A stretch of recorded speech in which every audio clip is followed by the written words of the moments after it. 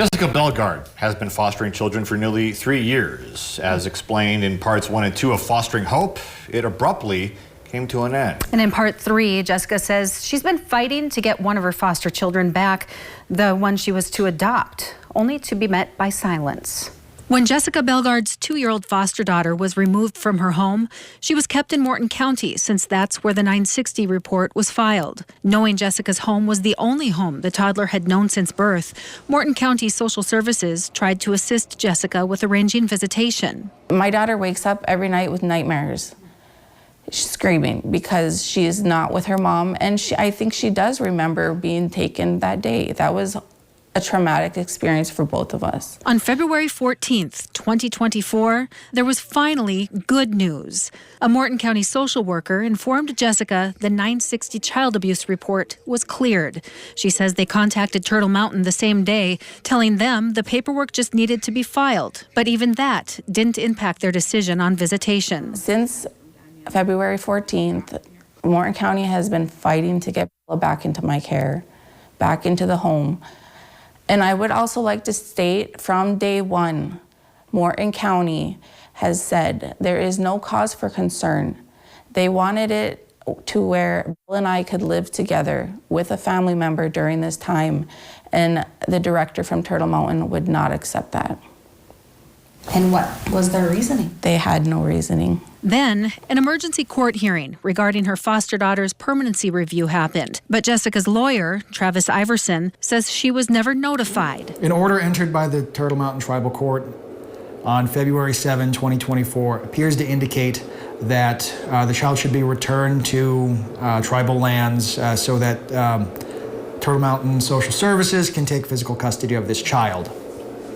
This hearing was done without any sort of appearance or notice to Jessica.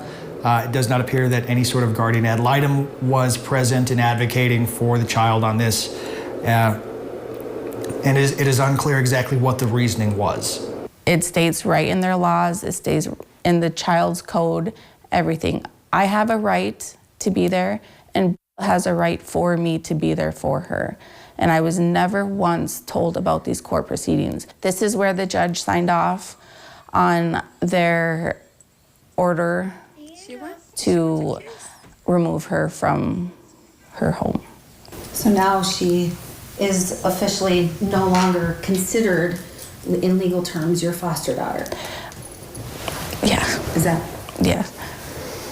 It does raise significant concerns on Jessica's end because it does appear that the tribe does not want the child to continue to be in Jessica's care for the time being, but we're not certain if that's permanent or just temporary. With the help of her family, lawyer, Morton County Social Services, and other families who have been through similar experiences, Jessica continues to search for answers and find a way to get her foster daughter home and finalize the adoption. She says with little to no response from Turtle Mountain, they just keep hitting brick walls.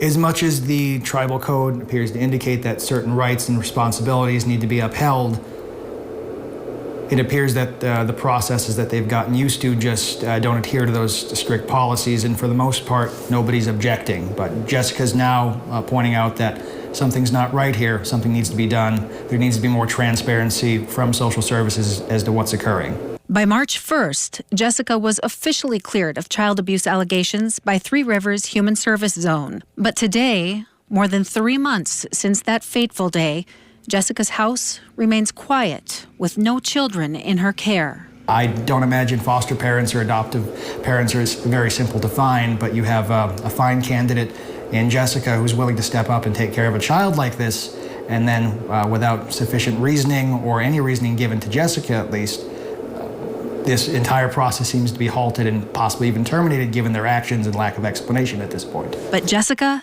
is not giving up. She is my #1 priority, and I'm trying to fight for her. And when I posted fighting for my daughter, and then found out that there's countless other children that this has happened to. So Alicia, there seems to be a lot of moving pieces. So where does everything stand right now? Well, right now, Jessica, she has submitted a formal complaint to the BIA in Belcourt requesting an internal investigation of the Turtle Mountain Child Welfare and Family Services. And she also has started a petition for policy reform in the hopes of bringing an end to situations like this. And so where are those children Jessica was fostering right now? Well, she had the 4 children, and all 4 have been placed in new homes and new placement. But Jessica, she said that she's hopeful that she'll get this one child back, the toddler that she was in the process of adopting. And a court date she just learned yesterday was set for June 6th for a motion to intervene on that decision to take that specific child away from her home. And we'll see what happens next. Yeah, definitely. We'll definitely be following up on this.